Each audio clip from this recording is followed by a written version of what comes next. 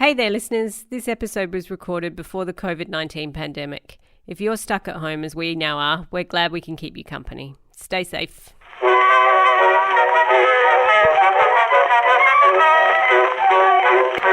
don't you write when you don't need money, honey? That would certainly make a hit.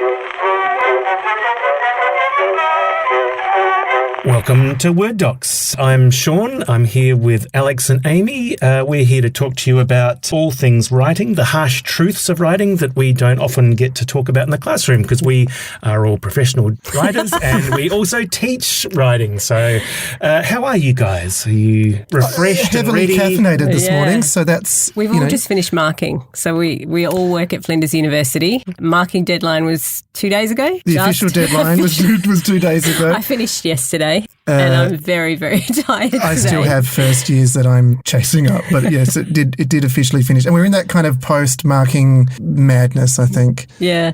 So it's a good time to talk writing because I think we've all just spent a couple of weeks doing nothing but reading writing and thinking about what kind of feedback you can give to people, how to do the hard truths, but also be inspiring and positive. Yeah, and we're in that moment where we're exhausted, but we've been looking forward to writing for our weeks. Own work. That's right. So we're rekindling our passion for our own work, and we're off the chain. We're off the chain. Yeah. We'll talk a little bit more about what we're working on towards the end of the episode. But for now, today's episode is going to be all about deadlines, which is appropriate given that the deadline for marking was 2 days ago. Yeah, and appropriate that we missed it slightly. Sean didn't. Sean hit his deadline, which I think sums him up as a writer as well. Yes, actually. I'm always just a little bit over, by a week or so. And with marking, I was a day late. How often are you over deadline? I usually make the actually it is interesting because it's a microcosm for our lives. I make the deadline and then I send another email going, oh, that thing I did wasn't quite right, and then there's this other thing. So that's kind of what I've been doing with the students as well. Is I've made the deadline, I made it early, and I was feeling, I was wearing the clever trousers that day, and then a bunch of first years come in with add-ons and mistakes and extras and stuff. So I've sent maybe 4 follow-up emails, and that is kind of what I would do with my own stuff as well. They always say you should never read something once you've sent it. Yes, that's true. Yes. And just stay away. Yeah. I don't know that anyone can manage that, but that's the rule of thumb. My publisher now sets the deadline early, gives me a fake deadline, and then I write and say, can I just have 2 more weeks? She's like, sure, I've built in an extra month, you can have 2 more weeks. Is it a bit is this like a psychological test for how we are in, as you say, Alex, in our everyday lives, for parties? So I'm always there a little bit early. I'm always early and I walk around the block. So it doesn't I'm work. Quite anxious. Yeah. No, but this is probably what I'm doing with the book, is I'm probably quite early, but I walk around the block.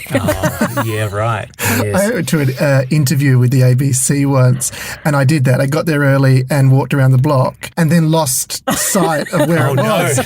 And then suddenly your heart's pounding and you've got cold sweats. And I got there, I think, 2 minutes late. I just got in there. I also think because writers generally seem to be quite anxious people. We all seem to be a little bit anxious.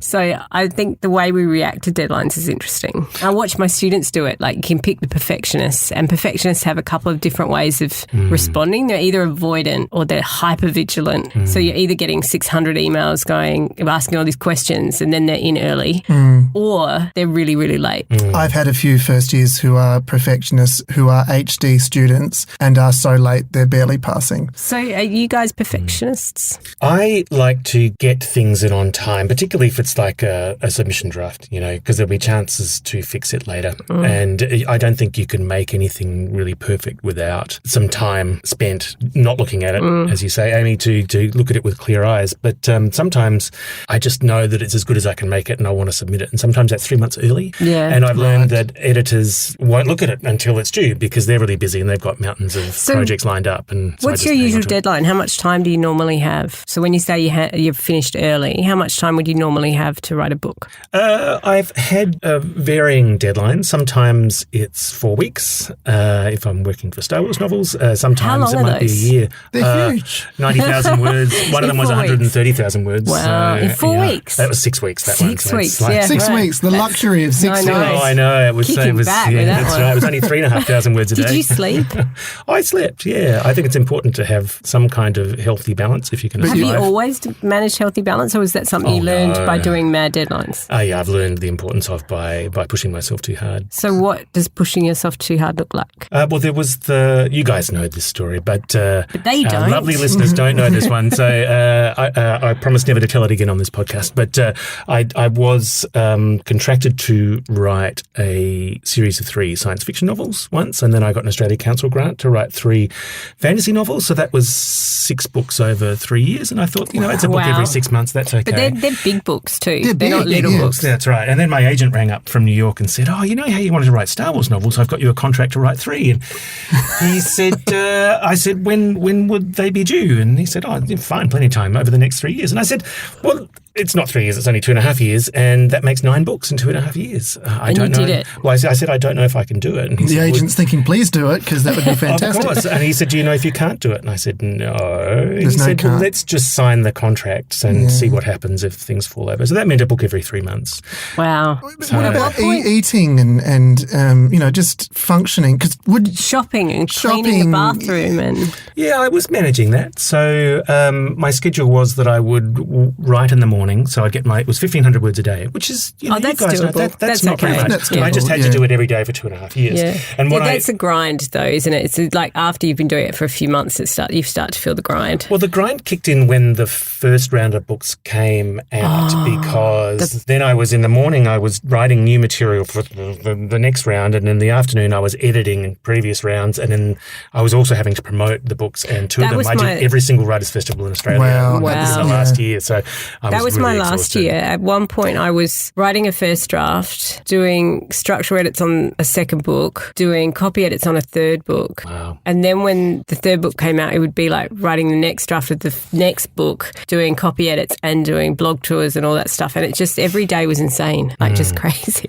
It's a bit like the film industry, or where you're producing new drafts on set. Yeah. Talking about deadlines is kind of interesting in that way, because the situation we're in now is I'm publishing a play 6 months before it happens, which is completely bizarre because you're supposed to keep changing things in rehearsals. So I'm going to be in the situation now where it's published over Christmas, and then I'm kind of redundant to the process, because normally the writer would be in the room, playwright would be in the room for about 2 weeks, making changes, making cuts, responding to what the actors are doing, realising that sometimes things work on paper, but they're not going to work with these people right now. Sometimes that just happens where you go, in my head that was great, but you know what, this isn't Hugo Weaving. It's not going to happen. But then there might be the opposite to that, where there's some, brilliant performer doing, contributing a new idea or bringing something you didn't expect. So normally that play document is still an organic thing right up until the preview or even beyond. I know some writers who are still rewriting or cutting after the preview for opening night, which I think is a bit late, actually. I think that's a bit hard on the actors. It's a bit cruel, yeah. But this time I've got no option at all. So what kind of scares me in the theatre space is if that play seems to work as a piece of writing, we all kind of agree on that. That doesn't mean it works as a performance document. So it might not be until we get into the rehearsal room that we actually go, that's not doable. But it's already on shelves. But that's okay. I think every theatre performance is an interpretation of a script, isn't it? So does that mean you can move on easier? I can always pretend. What I could do is pretend that, it worked fine the first time. Does that mean that now that you can walk away from that project and onto another one, or are you going to be in the room anyway? I will maybe make cuts in the room and just justify it in terms of, well, this production will cut that thing for whatever reason. I do think that moving on is an interesting thing to talk about because, Sean just said there's a point where you hand a draft in because you say this is the best it can be right now. But that thing in terms of when you move on, I think probably varies from art form to art form, because there is a point with a story where you go, I have done my thing, that is now the end point. But I think with performance writing, that end point is harder to find. And I do think, particularly in this country, we tend to over-edit or over-dramaturg things. I don't know if over-dramaturg's a word, but it is now. It is now. And sometimes you go, I've done shows where you go, that had 16 drafts, and draft 10 was when we were right. And actually that's when we needed to stop. But new ideas ideas are always attractive because they're new, not because they're necessarily better, but because we haven't lived with them for a while. So, and that's an interesting question for you guys. At what point do you let go of something and feel that this is done? I think it's really different now, I have to say, because I look at my early work. Before you publish, you've got all the time in the world. Yes. So End of the Night Girl had 13 drafts, whereas now I'm writing to deadlines that are so rigid. So I had 3 months to write the last book, and then it was gone. It's on the shelf next week. So I handed it in April, end of April, and it's on the shelf next week, and there's no room for that kind of It was bizarre being around that, actually, just going, hang on, that was a couple of months ago, and now there's a box full of books. Yeah. That's Alex was over the day that my box of books arrived. Yeah. Oh, that's a great moment, It's still isn't exciting. it? You open the box Still and you never get that gets less. Alex asked me the other day, what's it like when you have a book with your name on it? It's like, it's great. It's still great. Still great. It's still like... even if it's a pseudonym. Even if it's a pseudonym. And then she signed it for me and didn't use my real We name. have to tell this story, though. Can you tell the story? Because it's good. So there's a reoccurring thing now, which I don't think is ever going to go away, where a playwright friend of mine wrote, and he didn't show it to me. He signed his copy of his play, left it with me, and when I opened it days later, it said, "Dear Alan, good luck with your writing career." And so I told Amy, and now she signed her book, "Dear Alan." So I'm going to end up, I think, with a collection of Alan's signed books. Yeah, Alan's doing very well. Alan's met a lot of people. So we should change our names for this podcast. You can be Alan, Amy, you can be Amelia, and I'll be Shane. Anyway, back to deadlines.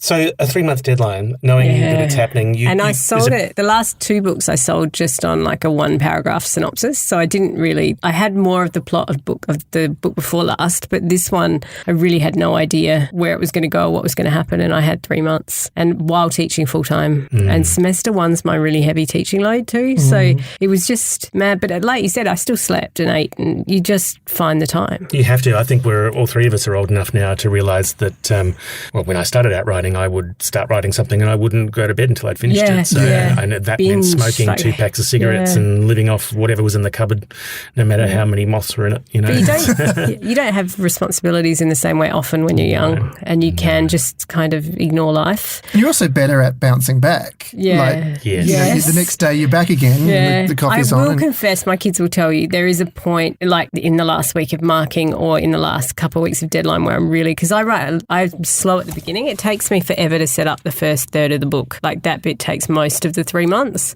And then once I've got all the plot threads set up, it's really quick. So I can write 30,000 words in a few days, just a couple of days, I think I did in the last book. But the end result is we might be buying a lot of healthy takeaway, noodles. or it might be toasted sandwiches for a few days. And so there are jokes at home about that. I'm very lucky I have a partner who cooks. But often, really well. It's good to he's a visit. really good cook. Could you please have more tight deadlines? But having said that, he's often on deadlines. So if we're both on deadlines, it gets a bit crazy. Like I won't do my own laundry. I'll get everyone else's laundry done, like the kids' laundry done, but not mine. Excuse me while I just choke into the microphone. 2 questions that kind of occur to me. One is, if you're on a really fast deadline like that, how much, or does it impair the quality of what you're doing? Or in fact, does it make you in a weird way better because you're more concentrated? I mean, the difference between End of the Night Girl, 13 drafts versus... They're very different books though. See, I don't know that I couldn't have written End of the Night Girl like this necessarily. I could have written some of it like this, but the complex nature of that book and the poetic structure, I think, needed some suturing together. So I think the individual little sections were written quite quickly, but then trying to work out the structure was really hard. And the research involved in that book, like the historical research, is really rigorous. Not that the books I'm writing under Tess Lassou aren't rigorous, because there's a lot of historical research. And in fact, the copy editors like hardcore about the historical stuff. They go through and challenge everything. But because of the driving nature of the plot, so for listeners, if you haven't read my books, go out and buy them. But if you're not going to, they're kind of like adventure stories, and they're like, I guess, Romancing the Stone meets Larry McMurtry, or they're kind of rollicking, fun adventure stories. So the plots are really driving plots. So once you've set up the plot, you just follow it to the end, unlike a really complex, character-driven, plotless literary novel. So like Impossible Music. I mean, that took quite a long time to write and research for the same reasons, because it's sort of multi-layered and very intuitive and very personal. And I think if you've got a 3-month deadline, you write the kind of book that you can write in 3 months. Yeah, and maybe that's it's right. all in your head and it'll come out, this wonderful, complicated, rich narrative. But usually It does make me better, though. To go back to your question, I think tight deadlines make me much better. I'm not sure. I think I take more care setting it up. That first third of the book, I think I spend a lot of time on that. But this book was the shortest time I'd ever had. So it's 110,000 or something in 3 months from beginning to end. And I had no structural edit. The editor just went, that's the best one. Like, it doesn't need anything. Great. And I was like, oh, it's just being in the zone. It's because you're doing it every day. Yep. You're focused on it. It's very clarifying. It's very focusing, having a deadline. And I found having a deadline, and this is a statement from me, but a question for you guys. I found deadlines really important when I was starting out, because we're talking like old, grizzled pros at the moment. But some of our listeners will be new writers and will want advice relevant for them. So deadlines were very important to me when I started out writing. I was just writing short stories and I wasn't submitting them anywhere because I was too shy. But my sister told me about a contest called the Writers of the Future contest, and they accepted stories every 3 months. And I thought, well, I'll aim to submit a story every quarter. And that deadline, that self-imposed deadline, just gave me something to aim for. I think competitions are fantastic for that. Even if you think I've got not a chance in hell, if it's a major thing, I still think they're worth aiming for. I think that forces you to, have I told you my witching hour story, the film that never happened, but it was shortlisted for a competition that I misunderstood. The ultimate deadline. So I sent, it was called Terra Australis, I think. It was a horror competition in 2011, something like that. And I thought that you sent 15 pages. And if they liked those 15 pages, they would give you some time to expand that into a 120-page screenplay. I know where this is going. Even as I say that out loud, it doesn't actually make sense. Like it was obviously. But when you're green, you don't always know these things. I didn't know what I was doing, so I sent 15 pages in and got a response about a week later saying, "We really love this. This is fantastic. Can you send us the rest now?" And I was having lunch with a friend, and I went, "Buy me a coffee, please, because I've got a stall for maximum a day, but I've got to do this." And so I stayed up all night writing about witches, and I was house sitting for a friend, and I was looking after some cats. It all got very weird. By about 3 a.m, I hadn't slept. The cats were fighting around me, and then they came back from England the next day. So they came back all cheerful, and I'm gone by this point. And submitted it. It got shortlisted, and then they eventually, one of them, people involved, emailed me and said, "We think it was really strong till about page 80. Then it got really weird and psychedelic, and I all had these to cats. And who are these English people? Yeah. And actually, if you look at it, you can actually see exactly where it goes wrong. You just go, suddenly I'm doing parallel worlds and all sorts of time streams. I once wrote a 96,000 word book in 2 days. Whoa. Yeah, it was mental. Did you sleep? Why? It was terrible. I don't know. I just Was it a it was a good competition idea. or? No, it was just like one of those days where you just like, oh, I'm liking this, and I just kept going, and I had no life to kind of interrupt. I think I was working in hospitality and running weddings and stuff, and I had 2 days off, and I just started writing, and I was like, this is fun. And it is actually amazing when you push yourself how much you can write. That's right. Like, you can get into the zone and turn out a couple of thousand words an hour. It's you can write a lot. Yeah. It's not necessarily great, but There's you an can write a lot. opposite way of looking at it, actually, which it's a weird confession, but I react badly if I'm not able to write after a few days. Yeah, It's right. almost a compulsion, and and that's been true since I've been about 7 years old.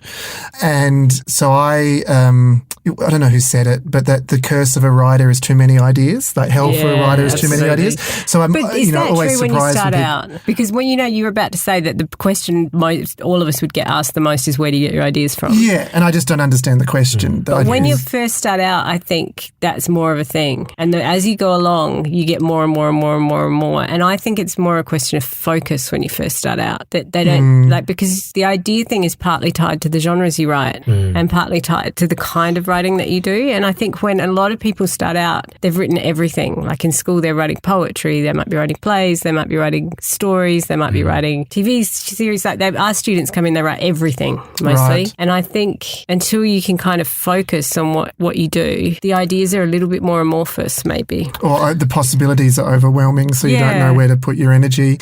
Yeah, I mean, and I think you're so sorry. Sorry. So I just think I go to a very strange daydreamy space if I'm not, haven't seen a psychologist about this, but I've got muso friends who express a similar thing, that they have to go down into the studio or do a gig or whatever, and if they don't, then these things play on their mind in a weird way. Are you like that too? Yeah, I think when I was starting out, I was getting plenty of ideas, but I didn't have the skill set that would enable me to work out what ideas were worth working on, what ideas would be short stories or novels, or what ideas were even ideas. So I think there's this sort of background noise of ideas in anybody creative, whether it's music or writing or whatever.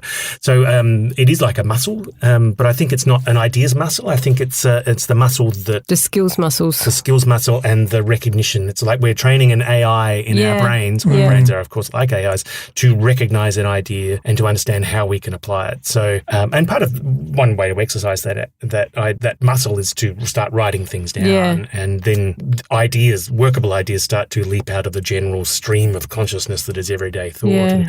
And some people never generate that skill, which is fine. It's also talking, I think. Like, this is why workshops are great, but also I think I came up through, obviously, English and history and film, and I think learning those skills to go into like a room with people and talk about stories and pull them apart, and that leads to ideas, because you often think about what would I do differently, how would I in that, what wasn't working there, and I think you often see in classrooms when people are talking about stories that then their idea muscle really kicks in. Yeah. We've drifted into a different topic. We have. So we've gone back. This will happen a lot. This will happen a lot, that's right. Digression, that was a topic. We're going to put that in as a regular weekly topic, digression. I'm writing that down. So we're coming close to the end of our podcast. So, and you raised teaching, Amy, and I thought that's an interesting, another way to approach, as a new writer, the imposition of kind of a schedule and deadlines, because in our courses, we give students deadlines to produce creative work. And stuff they wouldn't, like talking about ideas, stuff you wouldn't necessarily sit at home and do yourself. And I think that's really valuable too. It is to try different things out and stretch yourself, because you learn things. And it's been really interesting watching. I've been teaching historical fiction this semester.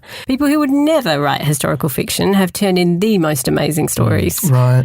They find a way to own it. And it's this act of doing some research that they wouldn't normally do. Like, you really have to do some historical research, and then having to create characters that you wouldn't normally do, and really think, because I think the thing with historical, I think probably sci-fi, spec fic, fantasies like this as well, is you really have to concentrate on world building, and from that you get your characters and you get your atmosphere and so these people who are really talented at the sentences and the images are really having to focus on that deeper stuff. I think study can really open you up in ways you wouldn't normally do in the wild. And you have to be on time, otherwise you're docked points. Yes. We're very good at that. Although we're not mean. We're not that mean. We know what it's like. Sometimes stories, let's face it. Sometimes just stories need an extra day or two. But I do say to students sometimes, if you think the essay is going to be that much better, and the rule is we dock 2 points a day, do the math on it. Yes. And actually, you could be ahead if you're slightly late. Don't go past the cutoff. But don't go past the cutoff, because then I rage cry. You rage cry like a baby.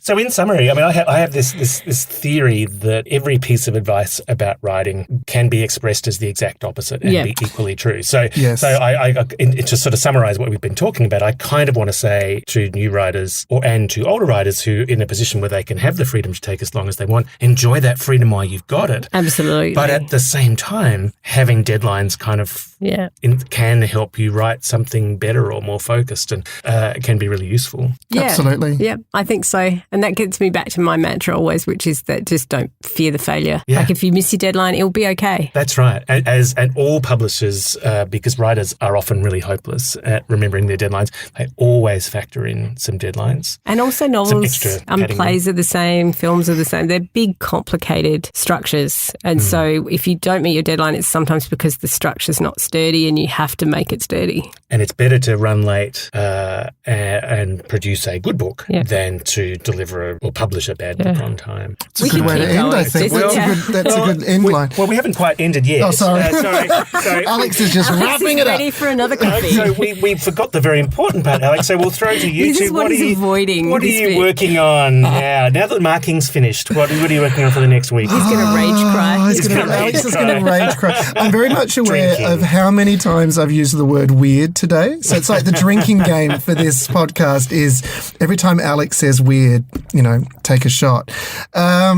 So I'm kind of in the process of looking at screenplays that have won awards but have never happened and going, can I turn some of these things into novels? So at the moment, I think I'm working on what is now a script, but could be a novel called Stupid Dead Boy. Which is a great title. I love that title. Which is just to stake the title, basically. I've got to stake the title.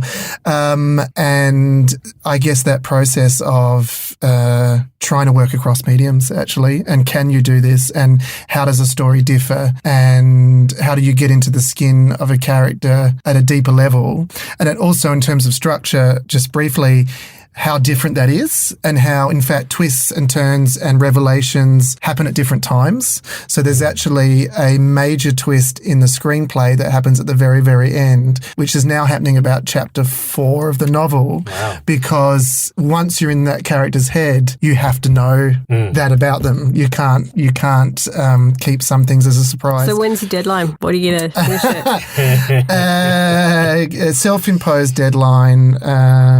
It's in sections. I'm going to try and do a section every month. So that's still pretty, luxurious compared to what you people talk about.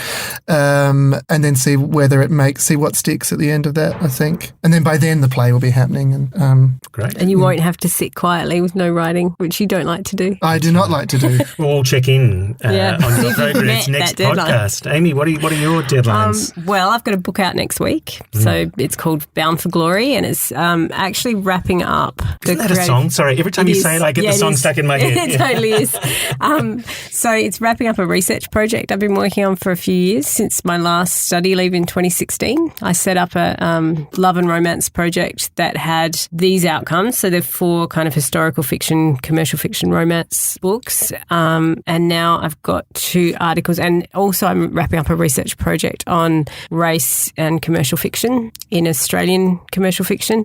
So I've got a couple of articles I have to write now with a couple of collaborators on, one is about romance fiction and the way it is not represented in literary criticism, the way it's ignored and marginalised. So I've got one on that, and another one on representations of historical colonial fiction in Australia. So that's what I'm doing now. And then I'm working on another outcome from this project, which was I said I'd do, which I haven't done yet. I said I'd do a more literary kind of romance historical fiction dealing with colonies. Great. So that's what I'm starting over the summer. And then I thought to get ready for that, I'm going to write some short stories to just clear the pipes after the articles before I hit the novel. Well, that's the trouble of being an academic. I am slowly learning is that there's a lot of gear changing going on. Oh, so much. I'm used to changing gears between genres and audiences, but between academic writing It's and form really writing. hard. And, We should talk about that next time. That's a very good topic for next time.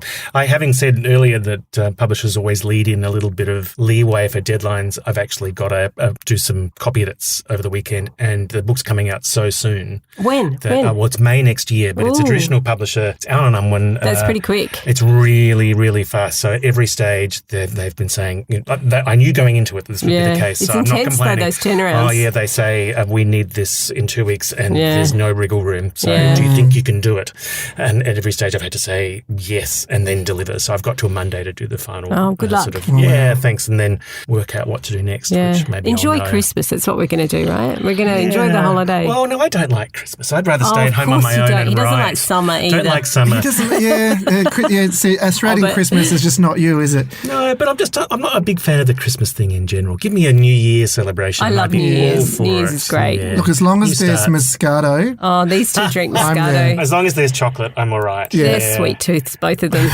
Not you, Amy? Not so much. Oh, Not are really. you sort of a brandy sauce? kind of- Campari. Do you like Campari. Campari? Actually, our drink of the summer, we've decided, my partner and I, this is what we're drinking all summer, is Rosso Antico with vermouth and soda. Oh, Well, It's a good Christmas drink. On that note, I would just just like to thank Tom Young, our producer. I'd like to Thank record, thank Flinders University, on whose grounds, beautiful grounds, we are recording this podcast. Is there anybody else we need to thank? We'd like to thank the Ghana people also. Oh, of course, storytellers, past, present and future. Thank you very much. And of course, the people who have helped fund this podcast. Very helpful. Thank you very much. Cheers, everybody. We'll be back again soon. Happy writing, everyone. Happy writing. Happy writing. Why don't you write when you don't need money? All your notes sound alike too much. All of them start with I love you, honey, but they end with the same old touch. Just for a change, send a nice loving letter and cut out that please remit. Why don't you write when you don't need money, honey? That would certainly make a hit. Okay, Oh, you are recording right now. Oh my God! Did you catch Alex's confession before? Oh, we could do like a confessions episode. Oh, we should do I'll write confessions down. confessions. It'll be for when the listeners know us a bit better. Deeply personal. Oh, I topped my Year 12 English exam in mid-year without reading any of the books. That's pretty good. But that's a confession that's also That's a kind of good. humble brag. Like, a bad confession is like, I ate the cat. That's a bad confession. I didn't, but if I had, I would confess to You it. ate the Celsius. No, you're not talking about that. You're not talking about that.